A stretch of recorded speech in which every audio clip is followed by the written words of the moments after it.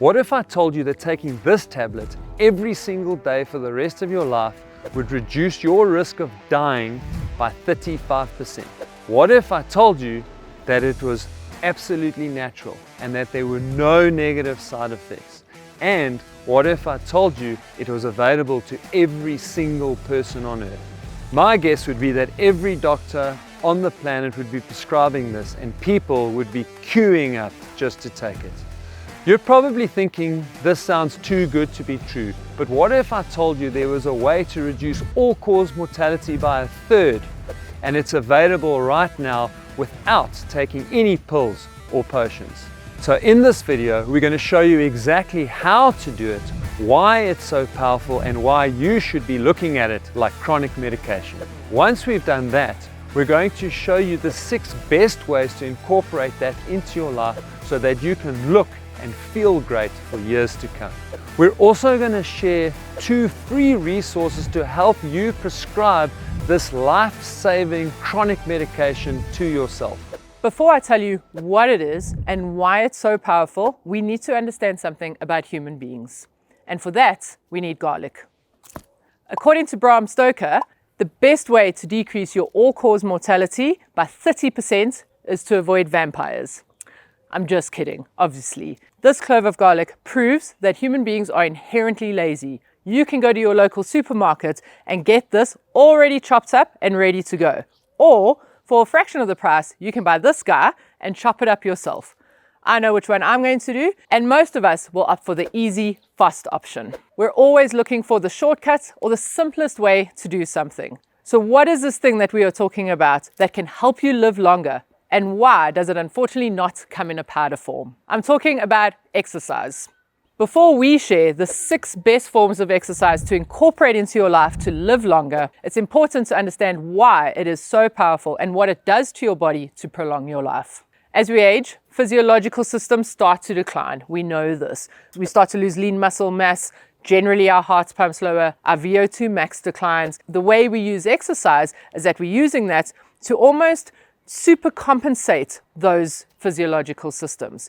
In the same way we want to get fitter, there's a little bit of breakdown that happens in the body, and when we recover, we start to get a little bit stronger. We use exercise to help us delay that decline of our physiological systems, and eventually some of these things can help reverse it. Now that we know why it's so powerful, let's look at the 6 best forms of exercise that will help you improve your health span as you get older.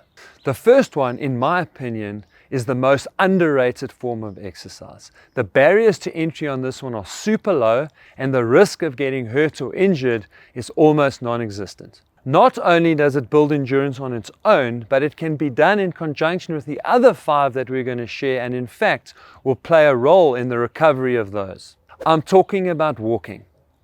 Most people do not realize how powerful the physiological effects of walking can be. Sure, it might not get you super fit and able to run marathons and so on, but if we walk and we walk firmly and briskly, that pushes up our heart rate. And as long as you are pushing up your heart rate, we are going to stimulate aerobic energy metabolism. And if we do that, you're going to improve your body's ability to move blood and oxygen and energy substrates around the body. You're going to be burning fat. You're going to be pushing up your basal metabolic rate, and you're going to get loads of cardiac benefits from doing walking.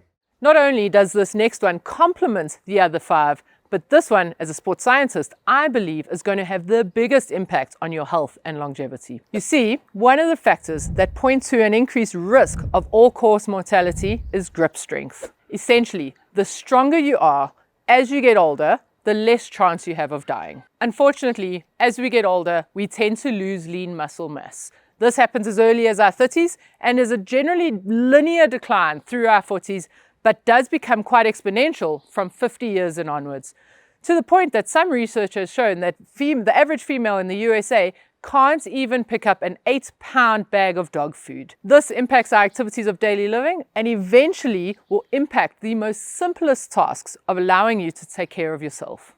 The good news is this is not all doom and gloom.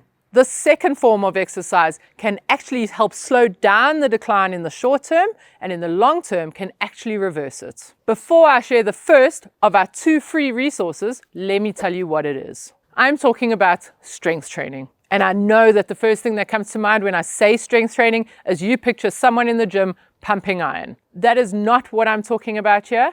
I'm speaking about resistance training. And for someone who is just starting out, body weight training is a perfect place to start. As I said, out of the 6 that we're going to share, strength training is going to have the biggest impact on your longevity. And that is why I've put together a really easy body weight strength training plan that you can download and do at home. The link is in the description below this video. I often get asked the question, how much strength training should I be doing? How much strength training is enough? The scientific literature is very clear. There are heaps and heaps and heaps of papers that prove that if you're doing at least 3 strength sessions a week, we can not only delay that decline of losing our lean muscle mass, but reverse it. Of course, we are realists and we know that that is not always feasible. And so we have a mantra here at Coach Parry that 3 is the ideal, 2 is better than 1, and 1 is always going to be better than none. Now, before we share that second free resource with you, let's look at the third exercise that is going to help you live longer. Unlike walking and strength training, the third form of exercise is non-load bearing, which means that because there is little impact on the body, you can do a lot more of it without it causing damage. This is great if you suffer from something like arthritis. Much like walking, it builds endurance and aids recovery. I have to admit, this is one of my favorite go-tos when it comes to staying fit and healthy. Nothing makes you feel like a kid again like riding a bicycle. Not only is it good for your mental well-being, but there are huge cardiovascular benefits to cycling.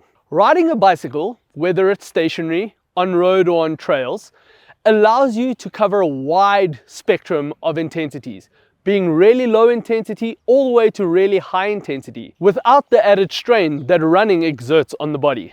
It also works similar muscle groups to what running does. It's really good for working quads, glutes, hamstrings and calves, although cycling is much more quad dominant. This next one is not to be confused with strength or resistance training that we've just spoken about. This one packs a double punch in that there are huge physical and mental benefits. On the physical side of things, it can help with recovery, which means it can complement other forms of exercise, but it can be really, really effective in reducing the risk of injury. This one can also be done in a group environment, which aids a social component and also helps with adherence. I'm talking about yoga, and it's great for improving flexibility and mobility, especially as you get older. It's a great way to release tight muscles and increase range of motion, in particular for those troublesome areas like hip flexors, in and around the hip girdle, as well as in the lower back.